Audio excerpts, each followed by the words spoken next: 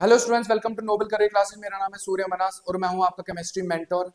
तो बच्चों, जैसे कि लास्ट क्लास में हमने आपकी केमिस्ट्री का फर्स्ट चैप्टर स्टार्ट किया था 11th क्लास की केमिस्ट्री का, जिसका नाम है some basic concepts of chemistry. तो बच्चों, सबसे पहले मैंने आपको बताया था कि कुछ थ्योरी थी, डाल्टन एटॉमिक थ्योरी। उसके बाद हम डेफिनेशंस पे आए थे, जो कि इस चैप्टर को समझने के लिए बहुत जरूरी है।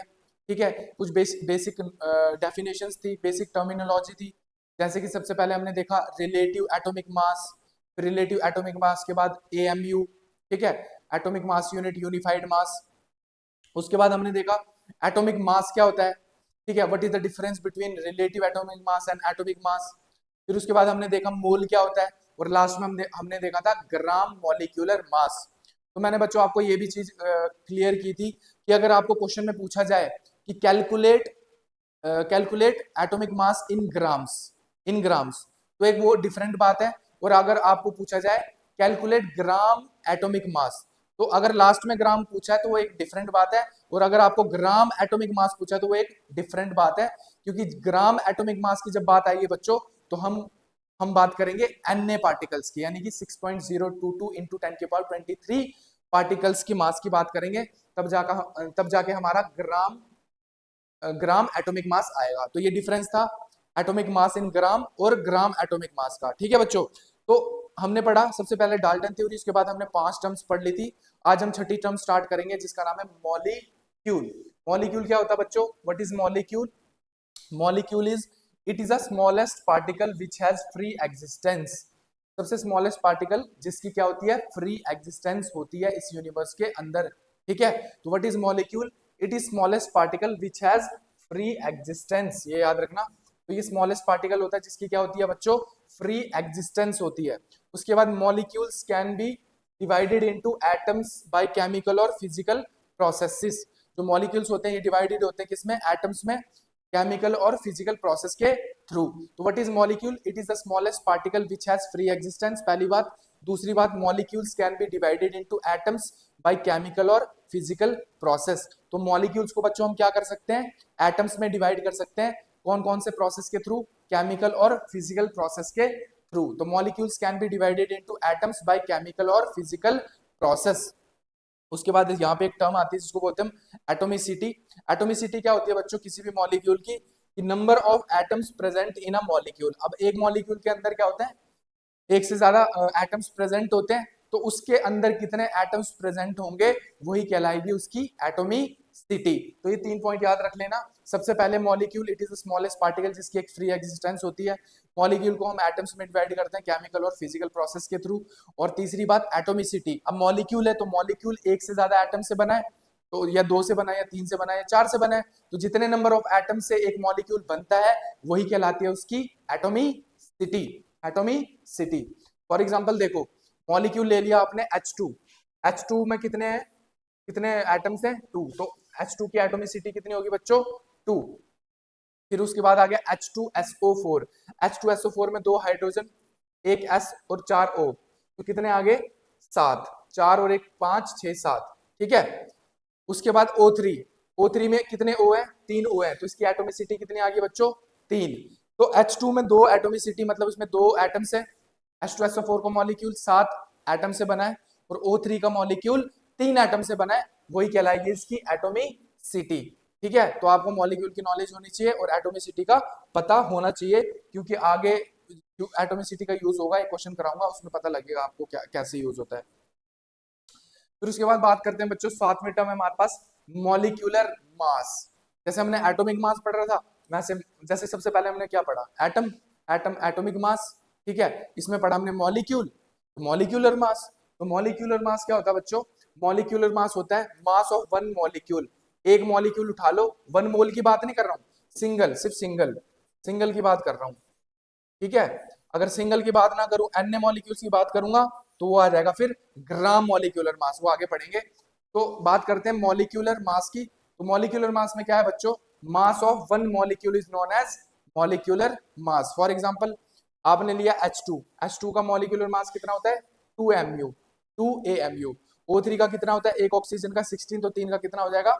48। ठीक है, KCl की बात करें बच्चों, KCl क्लोरीन का 35.5 और K का 39, तो 74.5। 5 आ जाएगा इसका एएमयू के अंदर। यानी कि एक मॉलिक्यूल के अंदर जितने भी एटम्स हैं उनका एटॉमिक मास हमने क्या कर देना बच्चों, ऐड कर देना है, वो आ जाएगा उसका molecular mass. For example H2 का कितना आया, 2, एक हाइड्रोजन का 1, 2 हाइड्रोजन का 2। तो मतलब एक मॉलिक्यूल के अंदर जितने भी नंबर ऑफ एटम्स होंगे उन सब का मास ऐड कर दो आपस में, वो आ जाता है उसका मॉलिक्यूलर मास। ठीक है, H2SO4 में कितना आ गया बच्चों, 98 AMU, हाइड्रोजन का 2 और ऑक्सीजन का कितना 16, सल्फर का 32। ठीक है, तो सारा का सारा कितना आ जाएगा 98। जैसे 2 2 प्लस 32 प्लस कितने ऑक्सीजन है, 4 ऑक्सीजन है, तो 16 इंटू 4, 16 इंटू 4, 16 इंटू 4 कितना हो गया 64 प्लस 32 प्लस 2, तो कितना आ गया 64 प्लस 32 और 2, 8 और 3 9, 98।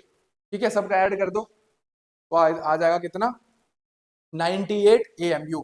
KCl में क्या था, K का आ गया 39 ऑलमोस्ट 40 और C का आ गया 35.5।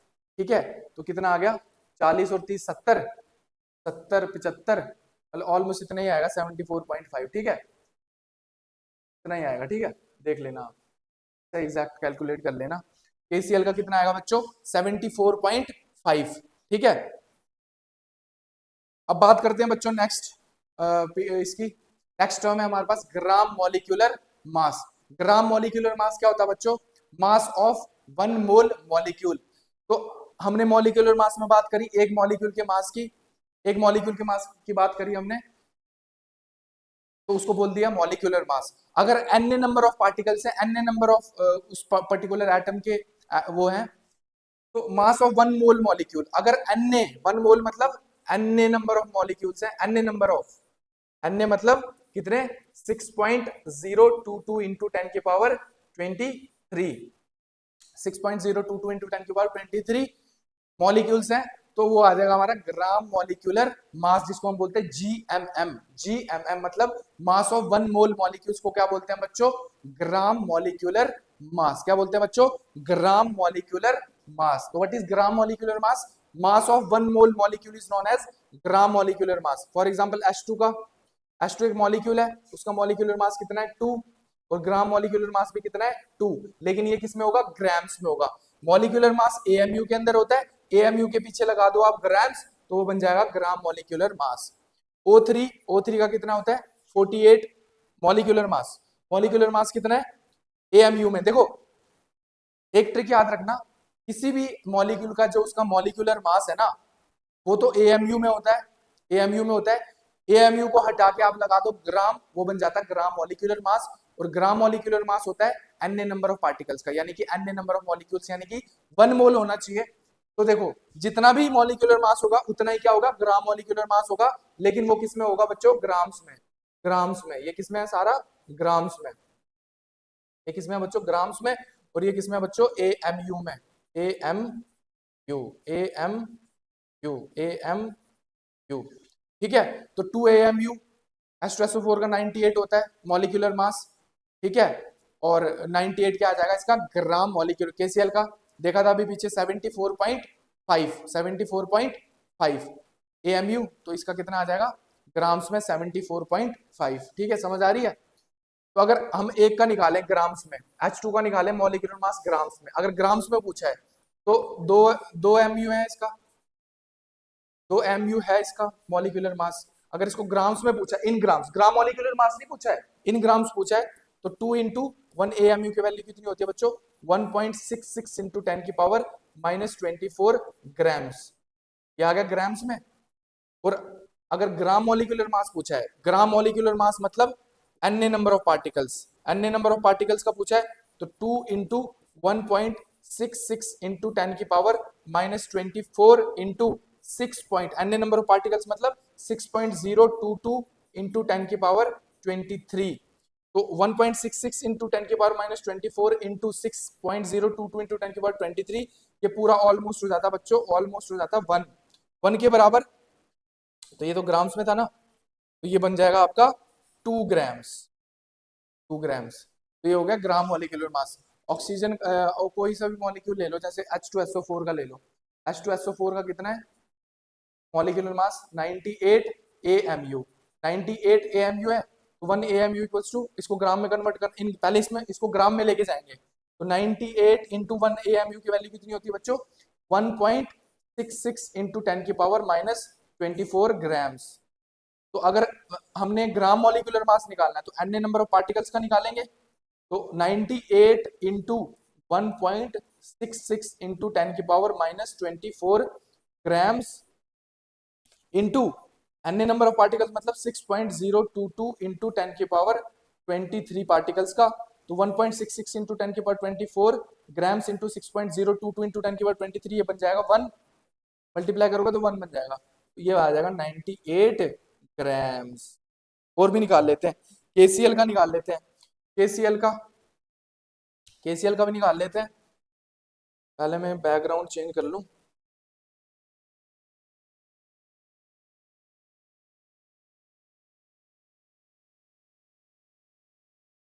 तो बैकग्राउंड की बात करें तो बच्चों ये बैकग्राउंड चेंज हो गया। केसीएल की बात करें बच्चों, केसीएल का कितना है? 74.5 AMU। इसका क्या है? इसका क्या है बच्चों? Molecular mass. अब इसको ग्राम मॉलिक्यूलर मास में कैसे कन्वर्ट करते हैं? सबसे पहले इसका निकालेंगे ग्राम्स के अंदर, एक मॉलिक्यूल का ग्राम्स में, तो 74, ये है 74 इंटू 1 AMU। 1 AMU की वैल्यू कितनी होती है बच्चों? 1.66 इंटू 10 की पावर माइनस 24 ग्राम्स होती है।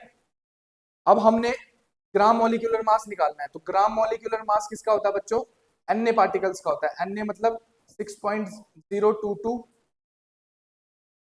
6.022 इंटू 10 की पावर 23 पार्टिकल्स का, तो ये हो जाएगा हमारे पास, मल्टीप्लाई कर देंगे 74.5 इंटू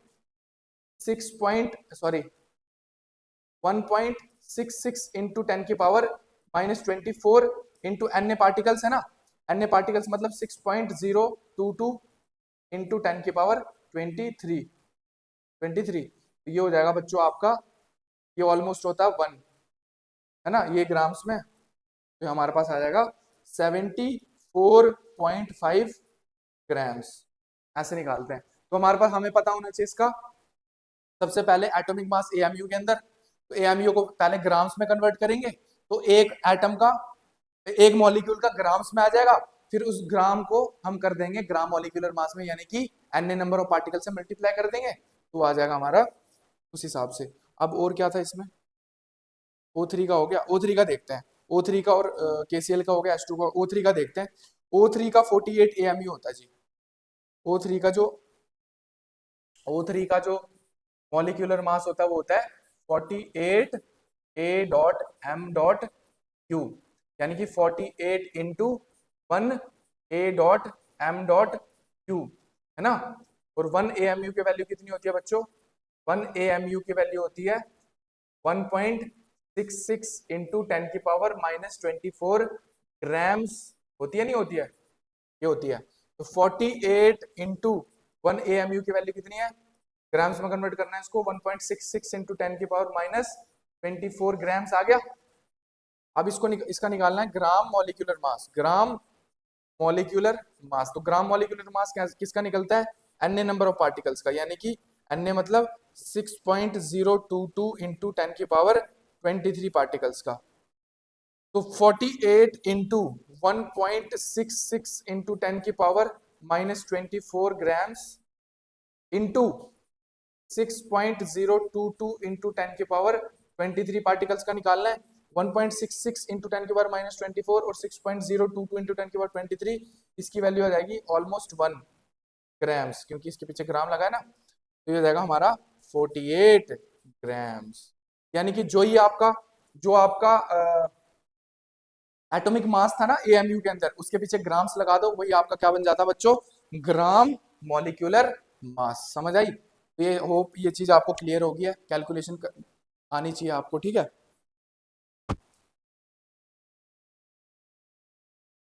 उसके बाद आते हैं बच्चों calculation of moles. Calculation of moles की बात करें, कैलकुलेशन ऑफ मोल्स की बात करें बच्चों, कैलकुलेशन ऑफ मोल्स की सबसे पहले फर्स्ट केस पढ़ेंगे। इफ वेट इज गिवन, अगर आपको वेट गिवन है तो आप मोल कैसे निकालेंगे? अगर आपको वेट गिवन है तो आप मोल कैसे निकालेंगे। तो सबसे पहले बच्चों मोल है, अगर आपको मोल निकालना है, मोल मतलब स्मॉल एन, अगर आपको वेट गिवन है, पहला केस आता है कि आपको क्वेश्चन में क्या गिवन होगा, वेट गिवन होगा। तो अगर वेट गिवन है तो मोल का क्या फॉर्मूला होता है, वेट अपॉन ग्राम मॉलिक्यूलर मास और ग्राम ग्राम एटॉमिक मास और ग्राम मॉलिक्यूलर मास। अगर फॉर एग्जांपल आपको किसी भी मॉलिक्यूल या एटम का क्या दे रखा है, वेट दे रखा है, तो उसका मॉलिक्यूलर मास तो हमें पता होगा या एटॉमिक मास उसको पता होगा, तो उसके वेट से डिवाइड कर देंगे उसको उसके एटॉमिक मास या मॉलिक्यूलर मास को, तो वो आपका क्या आ जाएगा बच्चों, मोल्स। ठीक है, तो इसको रिप्रेजेंट कैसे करते हैं बच्चों, N equals to W, gram atomic mass और ग्राम मॉलिक्यूलर मास। ठीक है बच्चों, तो आज की क्लास यहीं पे रखते हैं, क्योंकि मोल्स को दोबारा स्टार्ट करेंगे हम नेक्स्ट क्लास से, मोल की अलग से क्लास लेंगे, इसके सारे केस हम एक क्लास में स्टडी करेंगे। तो आज हमने टर्मिनोलॉजी खत्म करी। टर्मिनोलॉजी में क्या खत्म करा बच्चों, सबसे पहले हमने पढ़ा relative atomic mass, relative atomic mass के बाद एटॉमिक मास, एटॉमिक मास के बाद हमने देखा मोल क्या होता है, ग्राम मॉलिक्यूलर मास, ग्राम एटॉमिक मास क्या होता है, मॉलिक्यूल क्या होता है, ग्राम मॉलिक्यूलर मास क्या होता है। ये सारी टर्म्स हमने मोटे मोटे तौर पे कवर करी, और डाल्टन एटॉमिक थ्योरी भी पढ़ी लास्ट के 2 लेक्चर्स में।